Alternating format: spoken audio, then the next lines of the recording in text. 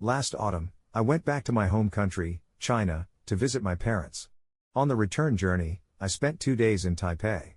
Because I was born and raised in Nanjing, the former capital of the Republic of China, I have always been curious about Taiwan. Today, I'd like to share with you the scenery and feelings of my 2 days in Taipei. We took in China Eastern Airlines flight, departing from Nanjing Lukou Airport, and after 2 hours, we landed at Taipei Taoyuan Airport. Looking out from the aircraft's window, a flag with a blue sky, white sun, and a holy red earth clearly told us that we had arrived in Taiwan. Public transportation in Taipei is very convenient. Typically tourists would buy easy cards at convenience stores, and they can be used to take buses, the MRT, or subway, and even on many attractions and shops. Because we were short on time, we took an Uber directly to the hotel, a 45-minute drive costing 1,400 Taiwan dollars, roughly around $40. The hotel room was decent, nothing extraordinary, but these Chinese calligraphy and paintings on the wall gave a sense of traditional Chinese culture. After dropping off our luggage, we two foodies headed straight to the night market, Raohe Night Market. In terms of popularity, this night market can be considered the top of the night market world. Right at the entrance was the famous pepper bun stall, with a long line, but the team's assembly line efficiency was very high, and we got our hot fresh pepper buns in less than 2 minutes. One bite of the crispy, savory bun was very satisfying. Next, we tried the takoyaki balls endorsed by Terry Gu, Foxconn's founder and presidential candidate, which was also quite good. After all, age catches up with you. After having pepper buns, takoyaki balls, stinky tofu, oyster omelet, and sweet potato balls, we couldn't eat any more. We had to leave Raohe Market reluctantly, promising to return on an empty stomach next time. We then visited the nearby Mazu Temple, following others to throw divination blocks to see if we would get rich next year. The next morning, we decided to walk the Shangshan Trail, which is said to be the best place to view Taipei 101. However, here's a serious reminder for those who want to go: choose a cool time to visit. Although it's said to be a 15-minute trail, it definitely takes longer, and you have to climb a steep slope the whole way. We were sweating profusely within 5 minutes. But the view from the observation deck was really good, with a clear view of Taipei 101 and the city of Taipei, definitely worth the sweat and effort. Actually, Shangshan was just a warm-up. The main task for today was the National Palace Museum. I've heard that the National Palace Museum in Taipei has a vast collection. With over 700,000 items, it takes several months to rotate the exhibits, and only a few thousand items are displayed at a time. Of course, this museum is much smaller than the Forbidden City in Beijing, as it is a museum and many items were brought from the Forbidden City in Beijing, hence the name National Palace. The museum's guide map might be the clearest among all the large museums we've visited. We easily found 2 of the 3 top treasures of the museum, the jadeite cabbage and the Maogongding. Unfortunately, the meat-shaped stone was on tour in the southern branch in Chiayi, so we missed it. We also saw countless famous calligraphy and paintings from our history and literature classes, as well as various ceramics and jewelry. We spent almost 4 hours there. In the end, we felt that the visit was worthwhile, though we realized our cultural knowledge was limited and we recognized too few characters, even as native Chinese speakers. The exterior of the National Palace Museum is also worth seeing. After the visit, you can come out from the front to take pictures, then walk down to the World is for All archway to take photos. As a Nanjing native, this scene was very fascinating to me. There's a similar Universal Love archway at Sun Yat-Sen Mausoleum in Nanjing, and the words "The World is for All" are on the Lingmen Gate not far behind the Universal Love archway. Our next stop was the Martyrs Shrine. This is not really a tourist spot. We went to pay our respects because my wife's granduncle has a memorial tablet of an anti-Japanese martyr from that time. After visiting, I felt that as a Chinese, it is worth experiencing. The entire complex is solemn and majestic, with traditional yellow glazed tiles, red painted pillars, and rows of Republic of China flags fluttering in the wind on both sides. Inside the courtyard, there are martyr shrines on either side, both clean and tidy. Inside, memorial tablets of martyrs from various periods are enshrined. The hourly changing of the guard ceremony is worth watching.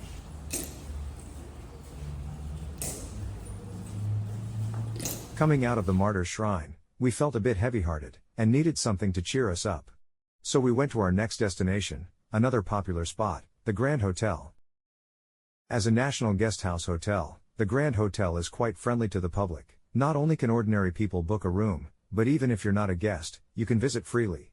Of course, booking a room is not easy. For instance, we tried and couldn't find a room available. The Grand Hotel, which opened in 1952, is majestic, with a blend of ancient style and grandeur. Built on a small hill, it is very prominent and can be seen from the highway or taller buildings in Taipei. We took a stroll inside and then enjoyed the distant view of Taipei from outside, which was very satisfying. However, if there is a chance, staying there and trying the national banquet-level restaurant and experiencing the escape tunnel would be ideal. The Grand Hotel left such a deep impression that when we got home, we watched Ang Lee's Eat Drink Man Woman again just for the scenes of the Grand Hotel. Time flies, and it was time for dinner again. What should we eat? Without much hesitation, we went to another night market, the Linjiang Street Night Market. This market is a bit less popular than Raohe Market, probably because it was a Monday. After another round of indulging in various foods, we ended with an iced tofu pudding, which was also endorsed by Terry Gu. It seems he went all out for his election campaign last year. The third day's itinerary mainly involved exploring the west side of Taipei, including the Chiang Kai-shek Memorial Hall, Ximending, the Presidential Office, and Taipei 101 near our hotel. Early in the morning, we went to the popular Tsingtao soy milk for breakfast, then walked to the colonnade next to the Chiang Kai-shek Memorial Hall to eat our sesame cakes and soy milk. The Chiang Kai-shek Memorial Hall is very imposing, facing east and looking towards the mainland, with the Freedom Square opposite. The archway of the Freedom Square originally had the inscription of Chiang Kai-shek's quote, "Great centrality and perfect uprightness." But in 2007, the Chen Shui-bian administration changed it to Freedom Square as part of the Chiang Kai-shek campaign. The Memorial Hall itself was also renamed the National Taiwan Democracy Memorial Hall, but the next administration later reverted it. The Memorial Hall's southern and northern sides are the National Theatre and National Concert Hall, respectively, both with traditional yellow tiles and red pillars, very beautiful. Inside the Memorial Hall is a statue of Chiang Kai-shek, with his sayings inscribed on the walls behind and around him, guarded by soldiers on either side. If you have time, you can also visit the lower level, which houses a library and exhibition halls.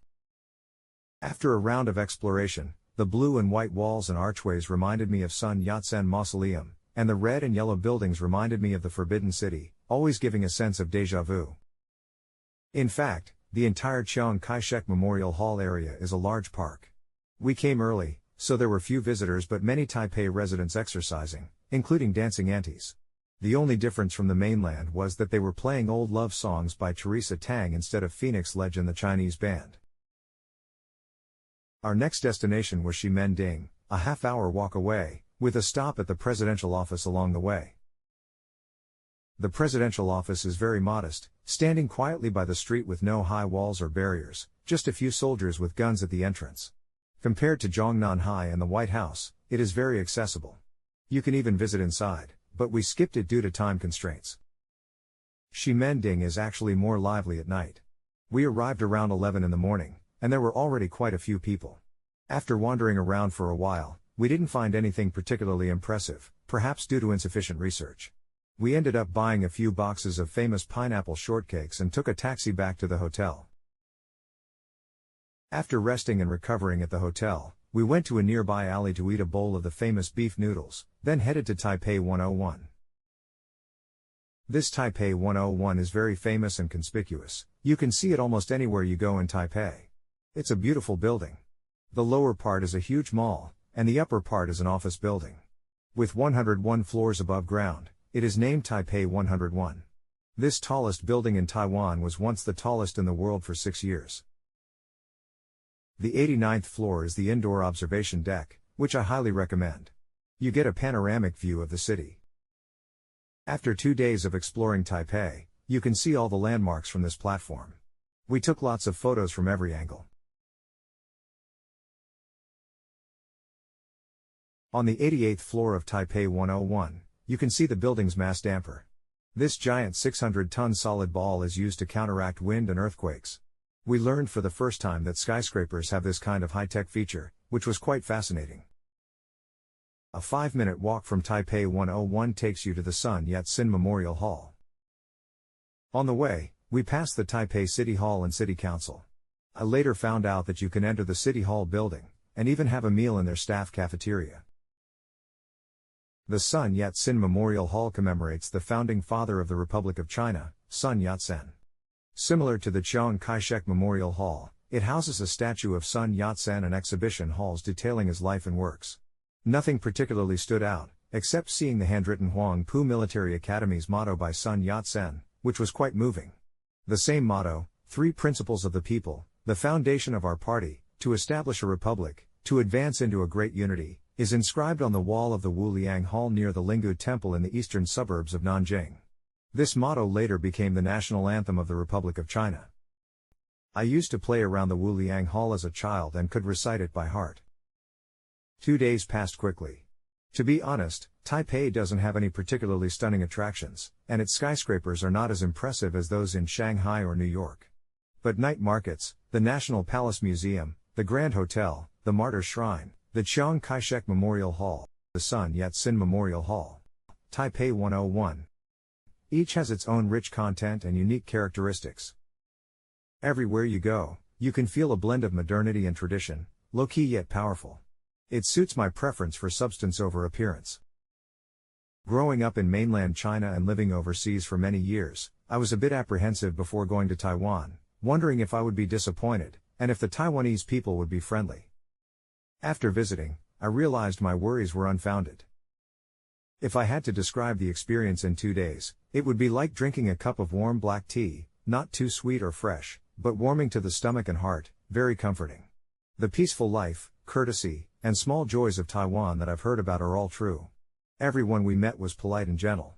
Everywhere we went felt safe. If I had to nitpick, it would be some disappointment with certain Taiwanese snacks. Stinky tofu and soy milk sesame cakes are not necessarily better than those in mainland China. You also have to be careful with beef noodles, make sure to choose a highly rated place. The noodle place near our hotel was excellent, but the one near the Grand Hotel was a bit of a letdown, although the elderly lady running it was very kind. However, these small flaws don't matter much. This trip was rushed, and we skipped places like Shilin Residence and Longshan Temple that we wanted to see. Taiwan has many other great places to visit, like Alishan Mountain, Sun Moon Lake, Taroko Gorge, Jufen, Kaohsiung, and more. So, we will definitely visit again. Alright, thank you for watching this episode. If you liked it, please like, subscribe, comment and share.